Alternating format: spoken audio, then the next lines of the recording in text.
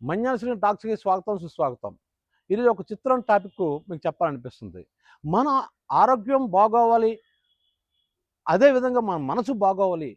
ఈ రెండిటికి ఒక లింక్ ఉంది. దాంతో పాటు కోర్టులు ఖాళీ అయిపోవాలి, హోటళ్ళు ఖాళీ అయిపోవాలి, హాస్పిటల్ ఖాళీ అయిపోవాలి అన్న ఆ మూడిటికి ఈ రెండిటికి లింక్ ఉంది. ఇది కొద్దిగా గందరగోళంగా ఉంది కదా! ఏమైనా సింపుల్‌గా చెప్తాను చూడండి. నోరు మంచిదైతే ఊరు మంచిదవుతది అంటారు. అలాగే ఆడి నాలికకి నరం లేదురా అంటారు. ఆడి నాలికకి నరం లేదంటే ఉదయం మాట్లాడతాడు, సాయంత్రం మాట్లాడతారన్నమాట. మన కొంతమంది పొలిటీషియన్ లాగా. వాళ్ళ మాట మీద వాళ్ళకే నిలకడ ఉండదు. మాట మాటికి మాట నాలుగు మడత పెట్టి మరి మాట మార్చేస్తుంటారు. సో, అదే విధంగా కొన్ని సామెతలు ఉంటాయి చూడండి. ఆయన చేతికి ఎముక లేదంటారు. చేతికి ఎముక లేదంటే అర్థం ఏంటి? దాన ధర్మాలు చేస్తుంటాడనమాట. అసలు జంకడనమాట. ఎవరేం అడిగితే వాళ్ళు ఇచ్చేస్తుంటాడు. నాలికకి నరం లేదు, చేతికి ఎముక లేదు ఇలా అంటారు కదా! ఇప్పుడు చూడండి ఈ నాలిక ఎంత గొప్ప మన అవయవాల్లో ఎంత గొప్ప అవయవం చెప్తాను చూడండి. మన ఆరోగ్యం బాగోవాలి, లేదా మనం మనశ్శాంతిగా బ్రతకాలి అంటే ఈ నాలికకి చాలా ప్రాధాన్యత ఉంది నాలికకి. ఎందుకంటే మన ఆరోగ్యం పాడైపోవడానికి, మన మనశ్శాంతి పాడైపోవడానికి కారణం ఏంటంటే మన ఒంట్లోకి వెళ్తుంది, మన ఒంట్లోంచి బయటకొస్తుంది. ఈ రెండిటి మీద ఆధారపడి ఉంటుంది మన జీవితం. మన ఒంట్లోకి వెళ్ళటం అంటే ఏంటి? తిండి. మనం ఈ నాలుగు మీదలుగా తినే పదార్థం పెట్టుకోగానే అది లోపలికి పంపిస్తది. మరి మన ఒంట్లోంచి బయటికి రావడం అంటే ఏంటి? లోపల నుంచి మన ఆలోచనలు మాటల రూపంలో బయటికి రావడం. మనం ఏదైనా మాట్లాడంటే నాలిక. ఇప్పుడు మనం ఎవడి మీద కోపం వచ్చింది, "ఒరేయ్! నీ నాలిక చీరేస్తానురా" అంటాం. చాలా ఎక్కువ మాట్లాడుతున్నాం, నీ నాలిక కోసేస్తాను, నీ నాలిక చీరేస్తాను అంటాం. ఎందుకు? మరి ఆడు మాట్లాడనివ్వకుండా చేయడం మన ఉద్దేశం. ఆ నాలిక మనం కోసేస్తే మరి మాట్లాడలేడని. సో, అంటే ఇప్పుడు మనం మాటల వల్ల అవతల వ్యక్తి హర్ట్ అవుతాడు. ఎవరినైనా మనం తిట్టామనుకోండి, తిట్టడం ఎలా తిడతాం? నాలుక హెల్ప్‌తో తిడతాం. ఇప్పుడు చూసుకున్నట్లయితే మనం ఎక్కువ తింటున్నాం. ఆ తిండంతా ఒంట్లోకి పంపిస్తుంది ఏంటి? నాలిక. తిండి ఎక్కువైపోయిందనుకోండి, ఫ్యాట్ ఎక్కువైపోద్ది. ఫ్యాట్ ఎక్కువైపోయింది, హార్ట్ అటాక్‌లు రకరకాల జబ్బులొస్తాయి. అడ్డమైన గడ్డి తినేస్తాననుకోండి, దానికి సంబంధించిన వ్యాధులన్నీ వస్తాయి. సో, అందుకోసమే శరీరంలోకి పంపించేది అంటే నాలిక. అలాగే శరీరం నుంచి బయటకొచ్చేది అంటే మాట. ఆ రెండిటికి మూలం ఏంటంటే నాలిక. ఆ నాలికని మనం సరిగ్గా ఉపయోగించుకోవాలి. మనం మాట్లాడుతున్నప్పుడే ఈ పదం మనం వాడొచ్చా లేదా అని మనం చాలా జాగ్రత్తగా వాడాలి. లేదంటే అవతల వ్యక్తి హర్ట్ అవుతాడు. అలాగని చెప్పి మనం ఎన్ని జాగ్రత్తలు తీసుకున్నా కొన్నిసార్లు మన కోపంలోనో, ఆవేశంలోనో నోరు జారుతాం. దాన్ని టంగ్ స్లిప్ అయిందని అంటున్నాం మనం. ఆ టంగ్ స్లిప్ అవ్వడం ఈజీయే.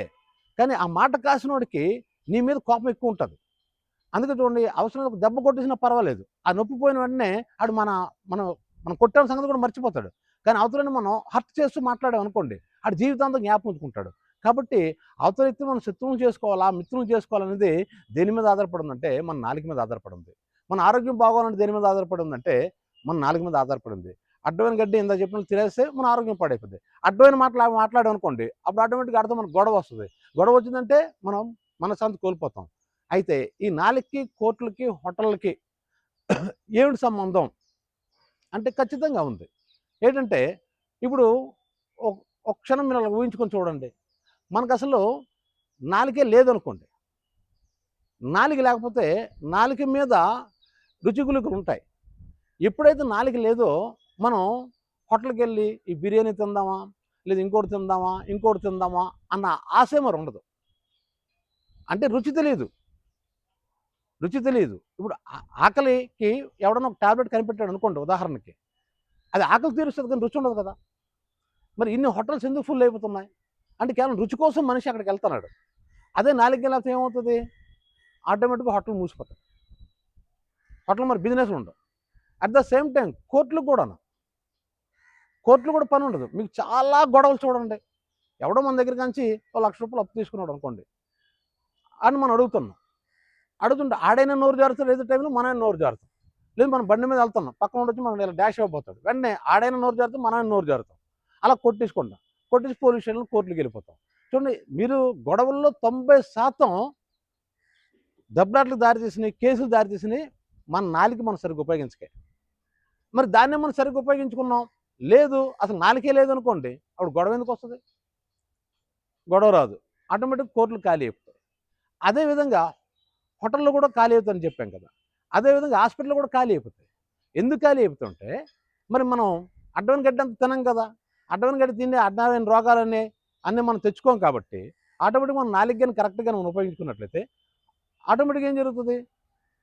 హాస్పిటల్‌కి ఎవడు ఎళ్ళే అవకాశం మరి ఉండదు. సో, ఆ విధంగా మనం నాలుకని గాని మనం సక్రమంగా ఉపయోగించగలిగితే మనకు మనశ్శాంతి ఉంటది. లాస్ట్ చెప్పిన 3 సరదాగా చెప్పాను. నాలుక లేకపోతే ఎలాగుంటదని చెప్పాను.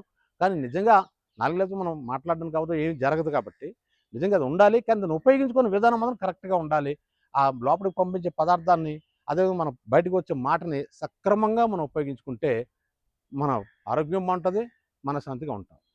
ఈ వీడియో మీకు నచ్చినట్లయితే మన్యాసిన్ టాక్స్‌కి లైక్ చేయండి, షేర్ చేయండి, సబ్స్క్రైబ్ చేయండి.